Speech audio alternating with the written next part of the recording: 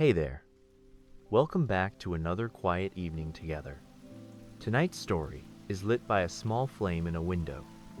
The kind that doesn't ask for attention, but still, you notice it. It's been there for years. Always there. Always waiting. The man who lights it is named Eli.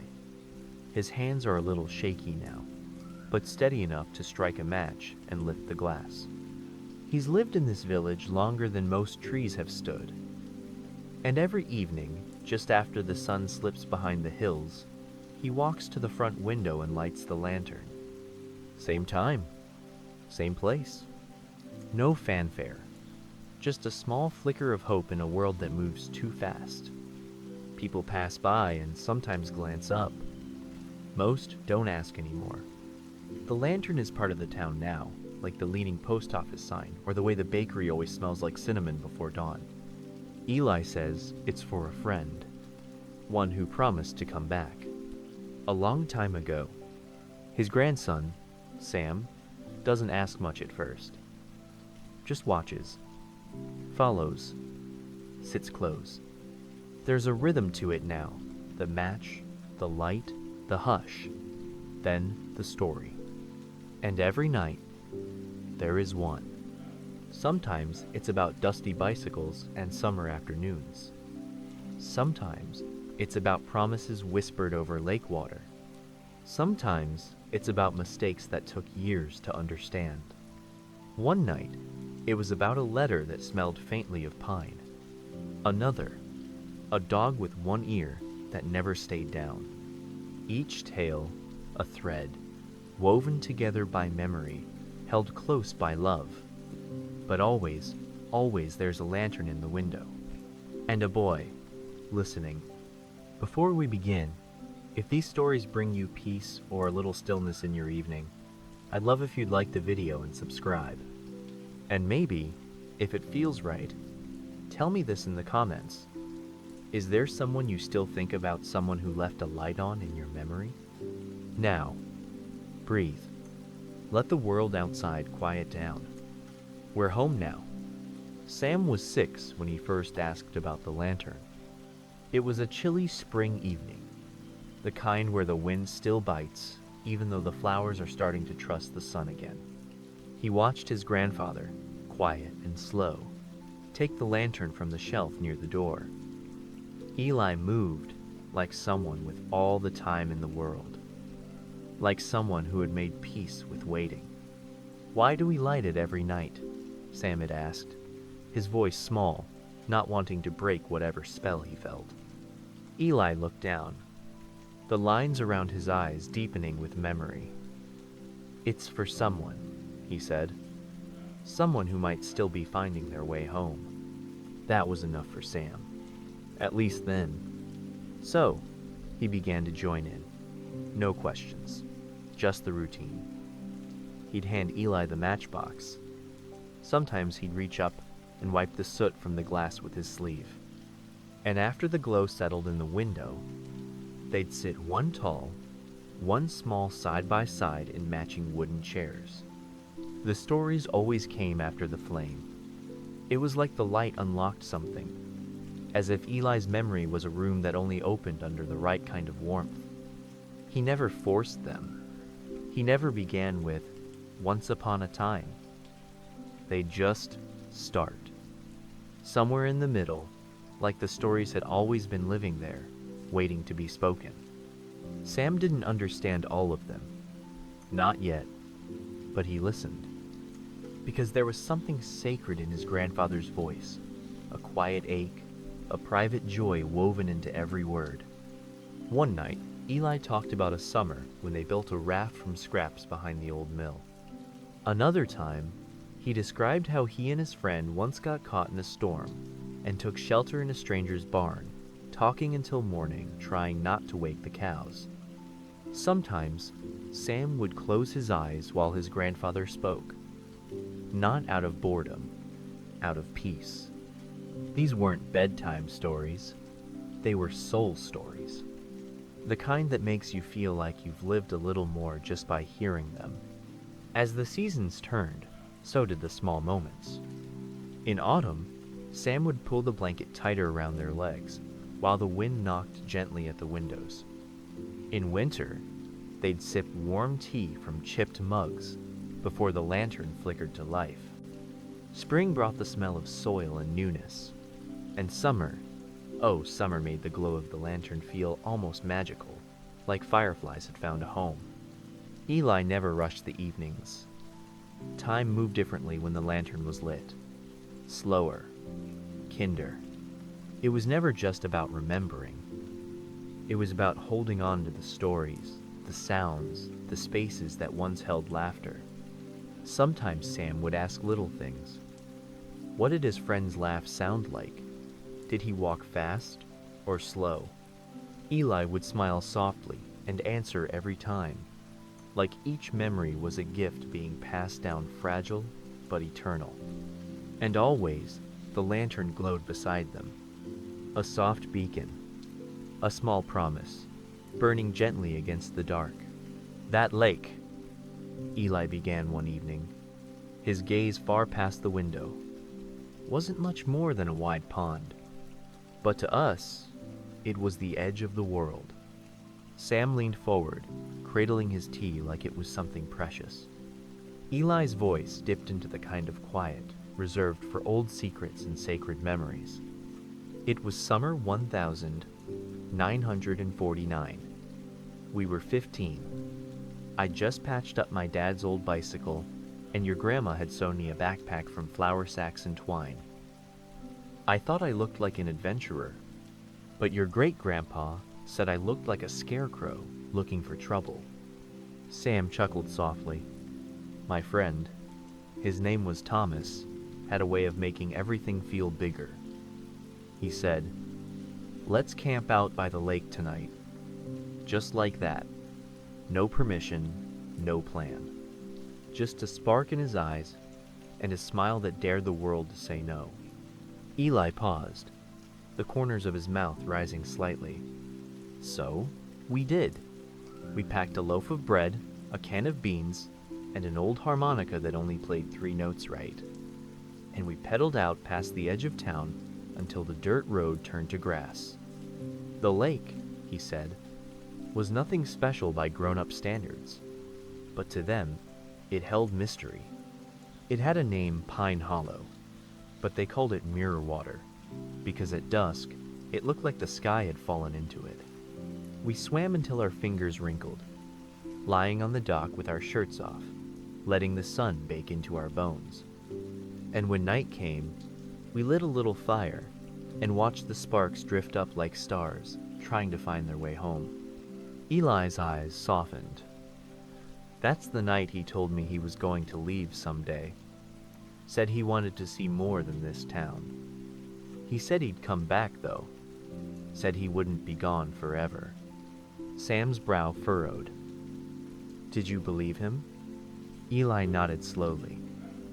Of course. Back then, a promise between friends felt like it could hold up the sky. They had talked late into the night about dreams, fears, and the kind of futures only 15-year-olds can imagine. Thomas had spoken of cities lit up like fireflies, of trains that never stopped, of places where no one knew your name but still let you stay. He said, "If I go, will you wait?" And I said, "Of course I will. I'll leave a light on for you." That was the first time the lantern was mentioned. Not the one in the window now, but the idea of it. A flame that says, "You're still welcome here." Sam was quiet, soaking it in like the night air. "What happened the next morning?" he asked softly. Eli smiled. "We didn't talk much. Just packed up, got on our bikes, and rode back to town. But something had shifted. The world felt bigger, and I think we both knew it wouldn't stay the same. That lake never changed, still out there, still reflecting skies. But it holds more now. Echoes, shadows, laughter."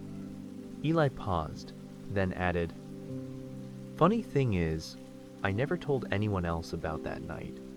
Not even your grandma. It wasn't a secret, just something sacred. Some memories feel too alive to be folded into photo albums. Sam looked down at his hands. Was that the last time you saw him before he left? No, Eli said. We had a few more days after that, but none quite like that night. That was when we understood what the goodbye meant, even though we hadn't said it yet. They had made silly promises too, to never cut their hair, to open a fishing shop together, to write books and sail to Iceland. But underneath it all was something more real. A sense that the paths they stood on were about to split slowly, quietly, but permanently. I watched him ride away 3 weeks later, Eli whispered. I stood by the old elm tree near the post office. He waved once. That was it. And you've been lighting the lantern since? Sam asked. Not right away, Eli said. But the idea stayed, grew. When I moved into this house, I remembered what I told him. And it felt right, like keeping a door open that might one day creak and surprise you. Eli looked toward the window, where the lantern glowed gently against the falling dark. That lake taught us a lot, he said. About joy, about letting go, about what it means to wait not with impatience, but with faith. Sam didn't speak. Some stories didn't need replies. The wind tapped gently at the windows that night, like it, too, wanted to hear the next story. Eli took a long sip from his mug, the steam rising like a soft memory. He wrote me once, just once, a letter that smelled like pine and ocean salt. Sam shifted slightly, leaning in. It was 1956. I'd just finished repainting the fence outside. The day was hot, and the brush kept sticking to my hand. I remember because the postman came earlier than usual, walking slowly like he was carrying something important. And he was. The envelope was cream-colored, edges worn, like it had already traveled far. No return address. Just his name, in the same careful handwriting Eli remembered from school days, slightly tilted, confident, unmistakably Thomas. I didn't open it right away, just stared. Held it like a butterfly I didn't want to scare. Eventually, under the shade of the back porch, Eli peeled it open. The letter was short, just a page, but every word felt carved, deliberate. Thomas wrote about the coast, about waking to the sound of gulls and falling asleep to wind playing tricks on the windows. He'd found work in a shipyard, painting hulls and learning the language of the sea. He said the days were long and the people kind. He said he thought of Eli often, especially when the fog rolled in and the world turned quiet. He wrote, "The lantern, I think about it more than I expected. It's funny how something so small can make the night feel less empty." Sam blinked slowly, breathing carefully so as not to miss a single word. He said he wasn't ready to come back yet, that he wasn't sure what he was looking for, but he hadn't found it. And he ended it with, "Keep the flame alive a little longer. I'm not lost, just not home yet." Eli folded his hands in his lap, thumbs gently tracing each other. I read it a dozen times that day. I still have it. In the drawer beside the bed. Sam nodded. "Can I see it?" Eli smiled. "One day. Not yet. Some things, they need to breathe for a while longer before being shared." He paused, then added, "I never got another letter. Never a call. Just that one. But it was enough. It became part of the rhythm, like the lantern, like the stories. That letter was proof that the connection was still alive, even if the distance grew. And maybe that was what Eli cherished the most. Not the hope that Thomas would return soon, but the understanding that somewhere, in some quiet moment, he had thought of Eli, had remembered. Some people, Eli said softly, never stop being part of your life, even if you never see them again. They live in the small things, a scent, a sound, a silence. Sam thought of his little world, the friends who'd come and gone, the moments that still tugged at the edges of his memory. What would you say to him now? He asked. Eli looked toward the lantern. I'd say I kept the light on, just like I said I would, and that I hope he found what he was searching for. They sat in silence for a while, letting the glow of the lantern fill the space between them. Sam finally broke the hush. Do you think he's still out there? Eli didn't answer right away.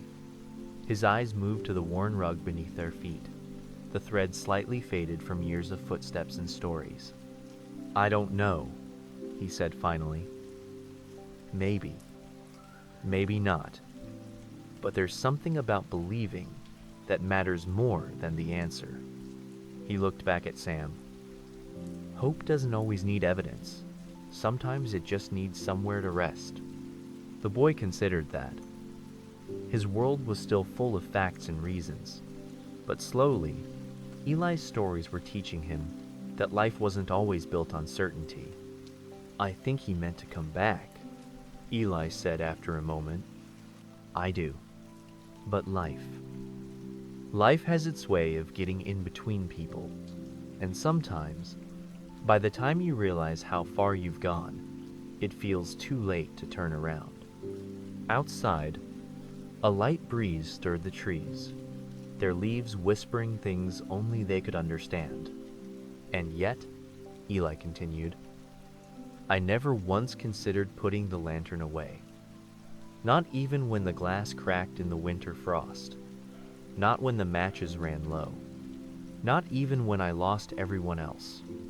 Sam reached for his grandfather's hand, held it gently. I think he knew, Sam said softly. Even if he didn't come back, I think he knew you'd be here, with the light. Eli didn't speak. He didn't have to. The flame in the lantern, steady and warm, flickered just slightly, as if acknowledging the story that had been told. Eli turned the lantern gently in his hands, as if it were something living. The lantern wasn't always in the window, he said. In fact, it used to hang on the back of my old bike. Sam blinked. Really? Eli nodded. Your great-grandfather gave it to me when I turned 12. It was a camping lantern, dented, loud, burned a little unevenly. But to me, it was gold. He paused, the memory rippling behind his eyes. I took it everywhere. Fishing trips, woods behind the school, even under the covers when I wanted to finish a book past bedtime. It wasn't just for light. It made me feel brave. Like wherever I went, I had a piece of home with me. He smiled. Thomas used to joke that I couldn't be trusted without a trail of breadcrumbs or a glowing signal behind me. Said I'd get lost inside a paper bag. One summer, they decided to ride north, beyond the orchard, where the sky opened wide and the fields rolled for miles. They camped on a hill that overlooked everything, the kind of place that made you feel small in the best way. That night, the lantern ran out of oil. We had matches, but no firewood. And I remember Thomas saying, "Guess we'll just wait for morning." He didn't sound scared, just calm. They lay there in the dark, watching the stars breathe. It was the first time Eli realized how loud silence could be when you weren't ready for it. When we came back, I filled the lantern right away, and I told myself never again would I let it go out. Not just the flame, the idea of it, that warmth, that presence.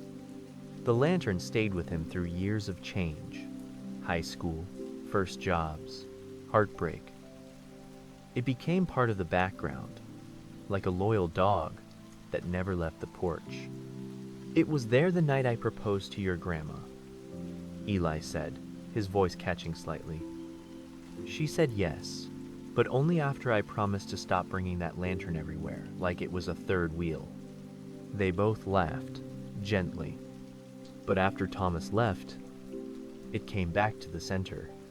The first time Eli put it in the window, it wasn't a grand decision. He didn't announce it. He didn't even know why he was doing it, not fully. He just did. There was a full moon that night. I remember because it made the fields glow like water. And I thought if he's out there, maybe he'll see it. Maybe he'll remember. He looked down at Sam, who had grown quiet in thought. That's when it changed, Eli said. It wasn't just for light anymore. It was for remembering, for holding space, for keeping a promise. The glass had been replaced 3 times. The base had been reinforced with copper wire. And still, it glowed not because it had to, but because it meant something. He looked at Sam. I guess that's what it still is. A little space carved out in the dark. Waiting. Just in case. Sam reached out and touched the side of the lantern. It was warm. Eli didn't talk about the day Thomas left very often. But tonight, with the lantern glowing steadily between them, he seemed ready. It wasn't dramatic, he began, his voice low. No shouting, no tears. Just 2 boys sitting on a porch, watching clouds drift by. It was late August. The heat had started to loosen its grip, and the leaves were hinting at gold. Thomas had received a letter, not unlike the one Eli would get years later, a job offer, out west, painting signs on buildings. He said it paid well, came with a place to stay, and more importantly, it was far. He looked excited, Eli said, but there was something behind it, like he already missed everything he hadn't left yet. They spent that day in their usual way riding through the village, tossing pebbles into the creek, buying root beer from Mrs. Linden's store with change dug out of their pockets. But I knew, Eli said. I knew it was goodbye. That evening, they sat in the old orchard. The sun dipped low, painting the sky in copper and lavender. Thomas picked up a fallen apple, turned it in his hands and said, I don't think I'm built for staying still. Eli nodded. I know. There was a silence then. Not awkward, just full. Full of everything they weren't saying. And then Thomas said the words Eli would never forget. I'm gonna go, but I'll come back. You'll see me again. I promise. Eli had looked at him and said, simply, Then I'll leave a light on. They didn't hug, didn't shake hands, just sat there a little longer, memorizing the moment. The breeze rustled the branches. A bird called out in the distance, and time, quietly, moved forward. He left 2 days later, Eli said, eyes distant. Took the morning train, waved once from the window, and that was it. Sam was quiet. He had heard bits and pieces before, but never the whole thing. Not like this. Eli continued. For a while, I expected him every week. Every knock at the door made my heart jump. Every letter made my hands shake. But months passed, then years. The world moved on. People moved on. But Eli waited. He finished school, started work, met Sam's grandmother, and raised a family. But the lantern never left the window.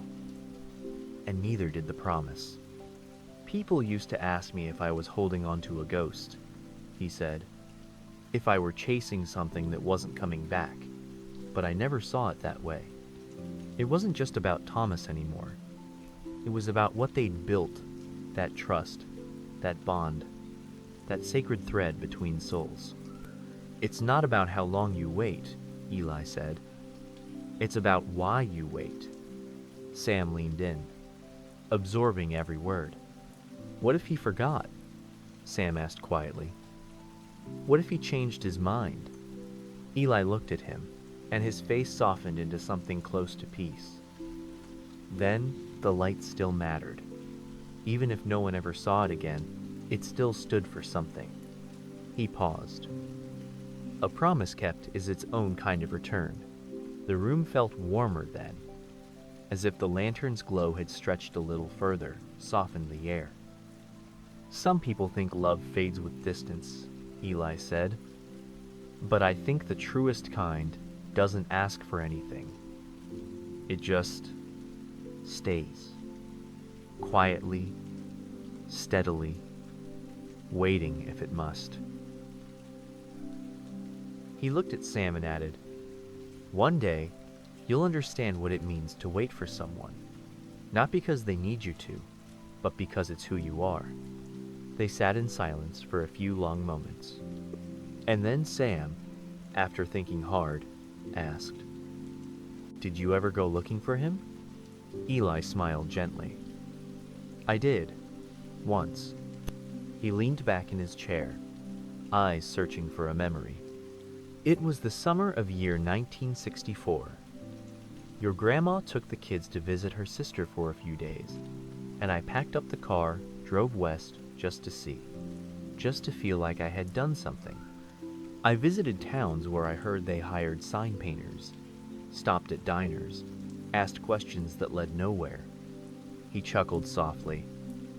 "I didn't find him, but I think I found something else." Sam tilted his head. "I realized that I wasn't waiting for Thomas to return to a place. I was holding space in my life for someone who mattered. I didn't need to find him. I just needed to honor what he left behind." "And the lantern?" Sam asked. "I kept it burning, not because I thought it would guide him back, but because it reminded me who I was." The boy didn't speak. He only reached for Eli's hand again. And outside, the lantern kept burning. The waiting years were quiet. Not empty, never empty, but quiet in the way snowfall muffles the world. Eli settled into the rhythm of life. He worked at the hardware store, helped raise 2 daughters, painted the same fence every spring. He mowed the lawn on Saturdays and read the newspaper in his robe on Sundays. But every evening, without fail, he lit the lantern. Some nights, he didn't think of Thomas at all. Other nights, it was all he could do not to say his name aloud just to hear it again. Not out of grief, but because memories, if not spoken, can grow faint, like photos left in the sun. Neighbors came and went. Some asked about the light. Most didn't. It became part of the landscape. People assumed it was sentimental, or decorative, or simply habit. No one guessed it was a promise still being kept. The world changed so much, Eli told Sam one evening. Television came, then the internet. The town grew a little, then shrank again.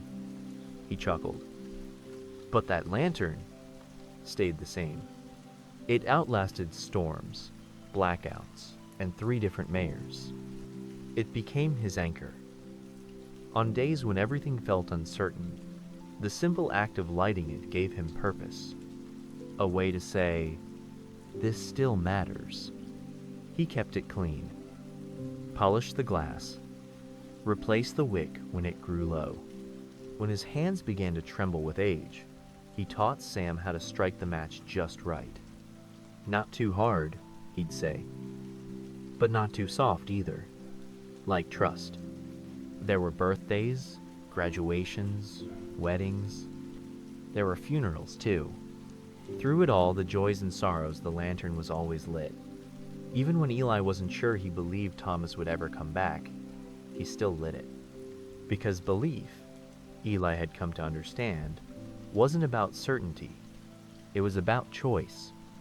About choosing to remember, to love, to wait. On his loneliest nights, Eli would sit beside the flame and talk to it, as if Thomas could hear him. Sometimes it was about the garden. Sometimes It was about a dream he couldn't quite interpret.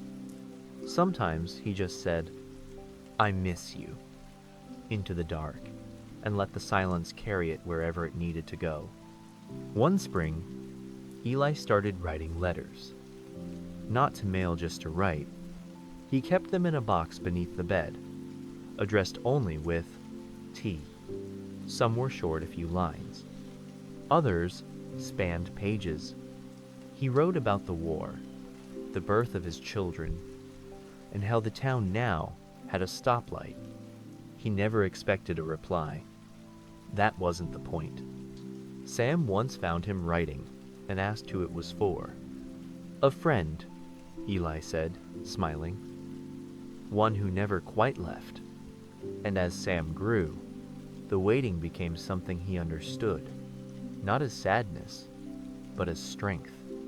A form of love that doesn't demand, a devotion that doesn't expire. The lantern became their ritual. Some evenings, Sam would light it himself while Eli rested. Other times, they'd do it together, a small ceremony, quiet and full. It was never just about Thomas. It was about keeping part of Eli's heart lit, even when time tried to dim it. And though Thomas never returned, the space he left behind wasn't hollow. It was filled with stories, with lessons, with light. One evening, as dusk folded gently over the village and the lantern's light shimmered on the glass, Sam asked the question that had been sitting in his chest for weeks. "Grandpa, do you think he's still alive?" Eli didn't answer right away. He looked at the flame, steady and warm, and let the silence stretch out like an old sweater, worn but comforting. "I don't know," he said finally. Maybe not." Sam's fingers fidgeted in his lap. "Does it ever make you sad? That you waited, and he never came?" Eli turned to him, his eyes soft but clear. "Sad? Sometimes. Of course. But I never waited for sadness. I waited for what we had. For what we were." He leaned back slightly, hands folded in thought. "Some people think closure comes when a door shuts. But sometimes, it's enough to know the door stayed open." Sam was quiet. "I used to think," Eli continued, "that waiting meant putting your life on hold, but it doesn't. I lived, I laughed, I loved, and I kept a light on. That's all." The boy looked up. "Would you do it again?" Eli smiled, slow and sure. In a heartbeat. There was a pause. "Even if he never knew?"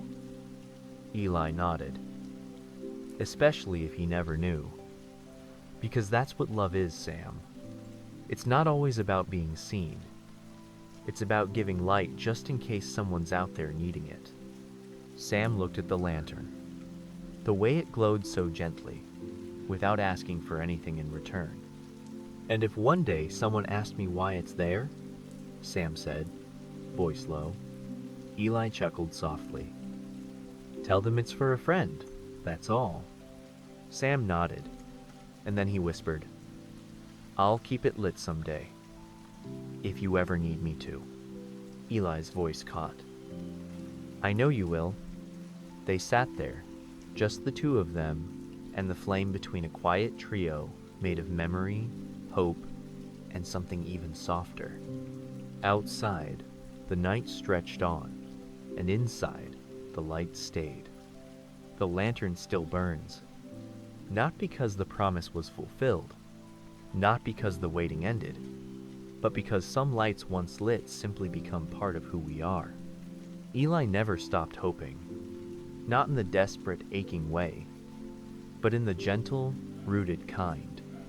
The kind of hope that says, "I'll be here, just in case." And Sam, who had grown taller, quieter, wiser beside that same glow, now understood the weight and grace of that hope. Maybe Thomas never came back. Maybe he did, in dreams, in memories, in the way Eli smiled when telling stories no one else had lived. Maybe some returns don't need doors, or footsteps just remembrance. One day, long after the chairs had gone still and the tea had cooled, someone new might see that lantern in the window and wonder who it's for. And maybe Sam will answer. It's for someone who once mattered. Someone who still does. If this story brought a little warmth to your evening, please like the video and subscribe to the channel. And if there's someone you've waited for in silence, in story, or in light, share it in the comments below. Now breathe. You're not alone. The light is still here. Now, take a deep breath and fall asleep. Good night.